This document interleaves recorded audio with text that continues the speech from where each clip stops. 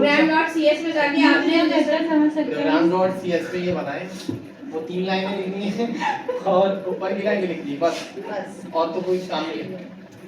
हम कुकीज पे वापस आते हैं। फॉर्म हमने बना लिया था, मैंने कहा फॉर्म का डाटा आ रहा है आपके पास 2, ये 2 डाटा कैसे मैच होगा और कुकीज के अंदर कैसे सेट हो जाएगा।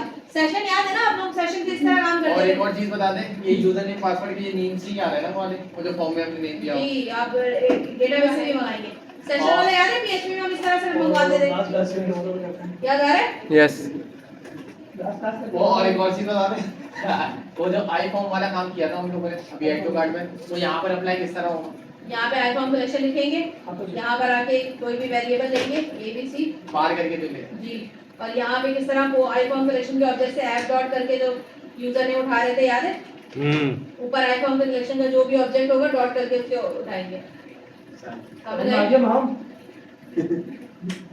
क्लेम आइडेंटिटी तो ऑब्जेक्ट बना के नल कर दिया और ऑथेंटिकेटेड को अभी फॉल्स कर दिया।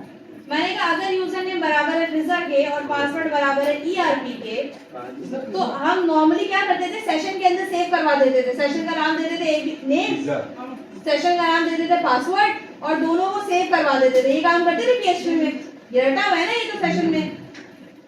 मैंने कहा अब यूजर नेम और पासवर्ड अगर सही होता है तो क्या होना चाहिए, यूजर नेम और एडमिन नेम कोई भी चेक किया, उसने चेक किया कि पहले से लॉगिन मतलब था ही एडमिन है ना वैसे भी था, कोई भी हो सकता है भाई। आप डेटाबेस में चेक करोगे कि ये उससे मैच कर रहा है नहीं कर रहा। चलो एडमिन है, फिजा जो है वो एडमिन है और ये ERP इसका पासवर्ड है। मैंने कहा अगर यूजर नेम फिजा है और पासवर्ड ERP है तो आइडेंटिटी का एक मेथड बनाओ क्लेम आइडेंटिटी के नाम से।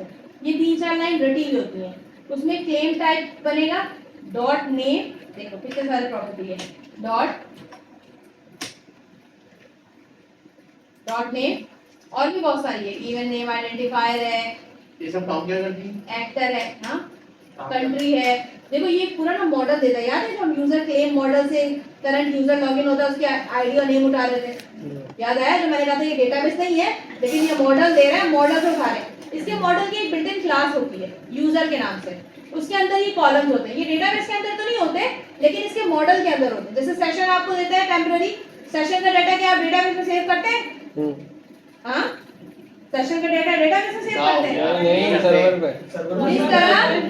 जिस तरह सेशन का डाटा डेटाबेस में सेव नहीं होता, इसी तरह कुकीज का डाटा डेटाबेस में सेव नहीं होता।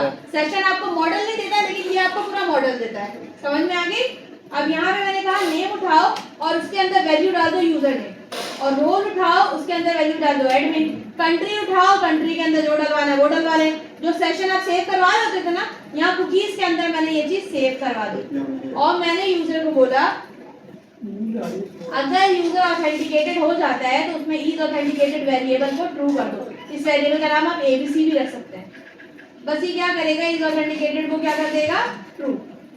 अगर वो यूजर नेम एमटेक और अली है तो रोल क्या सेट कर दो, यूजर।